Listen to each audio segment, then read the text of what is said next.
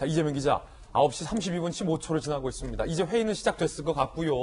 자, 어떤 걸 합니까? 양측이 한대 228호에 지금 모였을 테고, 자, 봉투연하요, 바로? 그렇죠. 9시 반에 여론조사 2개 기관이 있죠. 약간 800명씩 샘플을 해서 한 기관이 800명을 가지고 적합도, 경쟁력 800명, 1600명 조사를 했습니다. 또 다른 기관이 또 역시 800명 해서 적합도와 경쟁력 조사를 했습니다. 다 해서 3200명 샘플을 돌렸는데 그 조사 결과를 지금 9시 반에 개봉을 합니다. 지금 개봉이 됐을 것 같습니다. 예. 개봉이 됐고 양쪽에 국민의힘과 국민의당에서 협상팀이 참여한 가운데 개봉한 숫자를 가지고 검수를 한 다음에 이 숫자가 다 맞는지 검수를 하고 그 사람을 예. 합산한 다음에 그 결과를 조만간 발표할 것으로 보입니다. 봉투는 밀봉돼 있습니까? 9시 반까지 밀봉돼 있었기 때문에 사실 그 9시 반 이전에는 아무도 볼 수 없었던 거죠. 아, 지금 그러면 김병민 비대위원 이 자리 나와 있지만 지금 모르고 나와 있네요? 모르고 나와 있지 않습니까? 지금 전혀 모르고 있고요. 제가 지금 수시로 휴대전화도 좀 보고 있는데 왜냐하면 그래요? 내부 캠프 속에서 뭔가 결과가 나오면 제일 먼저 알려올 것 아닙니까?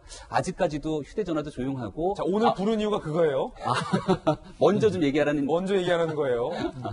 저희가 마지막 순간까지 공정한 결과를 발표하기 위해서 지금 국회 본청 228호 앞에 수많은 기자분들이 이 내용을 신속하게 보도하기 위해서 앉아 있습니다. 예. 아마도 이 단일화 협상 때문에 이게 생각보다 굉장히 긴 시간이 걸렸거든요. 일선에서 취재하는 기자분들도 굉장히 오랫동안 고생하셨던 만큼 그 결과 곧 발표될 겁니다. 자, 과연 예. 비대위원이 먼저 아느냐 아니면 우리 취재기자 먼저 아느냐의 지금 경쟁인데. 사실 누가 먼저 알 수 없을 것 같습니다. 네. 왜냐하면 그 안에서 아마 검수 조치를 하고 더 합산을 해서 결과문을 만들 때까지 사실 누가 문자 메시지를 밖에 유출하고 이렇게 쉽지 않기 때문에 그렇군요. 아마 10시 이전일 것 같은데 검수를 한 뒤에 합산한 결과를 발표할 때 아마 모든 국민들이 동시에 알 수 있지 않을까 그렇게 생각이 됩니다. 그렇군요. 자, 그러면 오세훈 후보 측, 국민의힘 측, 김정인 위원장은 결과를 어떻게 보고 있을까요? 들어보시죠.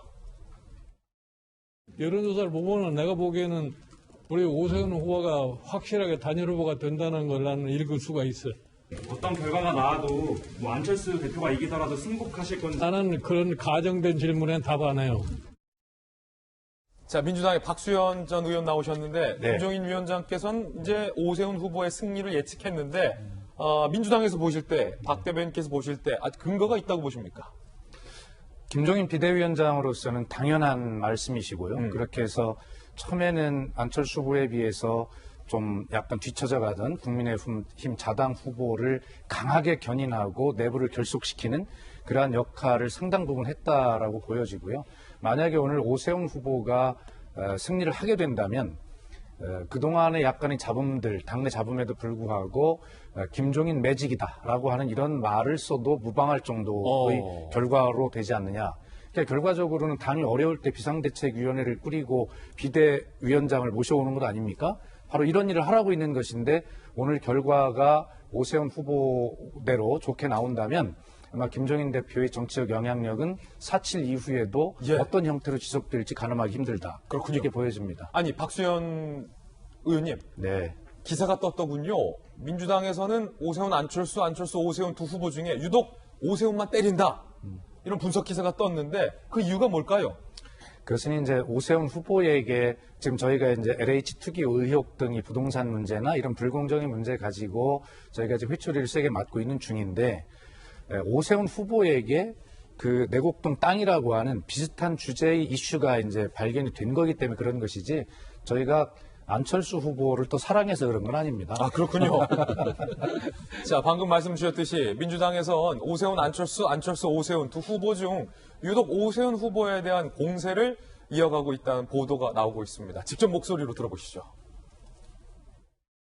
오세훈 후보의 거짓 변명과는 다른 진실들이 속속 드러나고 있습니다. 직접 현장 실차까지 하고도 몰랐다고 발뺌하는 것은 손바닥으로 하늘을 가리는 격입니다.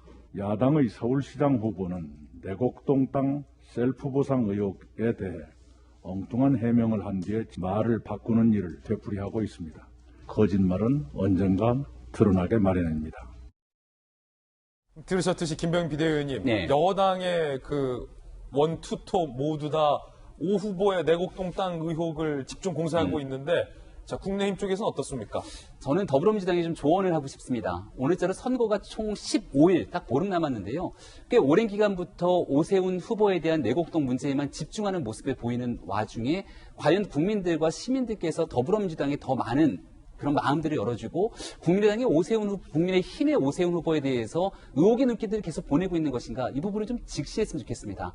오세훈 후보 처가의 땅이 1970년에 상속받은 50년 전에 상속받은 땅입니다. 50년 전에. 핵심적인 내용은 지금 LH 부동산 투기 의혹이 일고 있는 가운데 뭔가 정보를 바탕으로 사실 그 영향력을 행사하기 위해 땅을 샀다면 이것이 투기 문제인 건데 50년 전에 상속받은 땅 그중에 오세훈 후보의 처가 가지고 있는 땅의 비율은 총 8분의 1의 비중밖에 되지 않기 때문에 시중에서 얘기하고 있는 것처럼 보상가 36억이라고 얘기하지만 그중에 보상받고 세금이 내고 난 다음에 들어간 금액은 4억 원이 채 되지 않습니다. 그리고 핵심은 오세훈 시장이 시장 재임 시절 본인의 영향력을 바탕으로 이 땅을 보금자리 주택 지구로 지정했는가에 대한 여부인 건데 전혀 그런 일이 없다는 사실을 수차례 얘기하고 있는 만큼 이 의혹들에 계속돼서 민주당이 집중해서 네거티브 공방을 벌이기보다는 이쯤 됐을 경우에는 국민들을 위해서 어떻게 부동산값 해결할 것인지 정책 선거하시는 것이 오히려 더 도움이 되지 않을까라는 조언 드립니다. 자, 여야의 입장 들어봤고요.